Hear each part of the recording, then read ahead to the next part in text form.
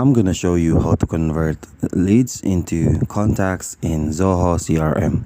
So to get started, you have to open your Zoho CRM first, and then from there you just have to go to leads.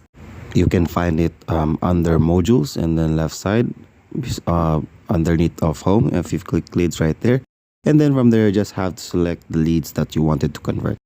So for example, I'm just gonna select this one right here.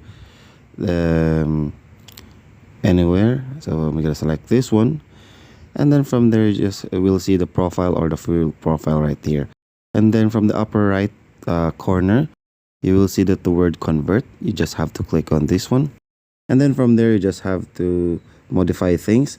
You can either create new contact or create a new deal with for this account, and then from there you just have to convert. And then after you convert, you have now converted the leads into contacts. So that's how you convert leads into contacts in Zoho CRM.